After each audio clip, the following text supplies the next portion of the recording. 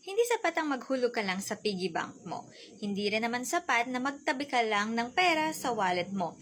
The best way to save money is actually insurance. Insurance encourages savings. With an insurance plan in place, you can easily allocate some funds as a regular form of savings. Ngayon, depende na lang sa iyong insurance plan kung paano mo makukuha ang pera mo.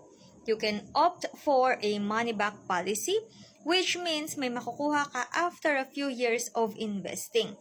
That way, hindi mo na masusungkit ang pera sa alkansya mo.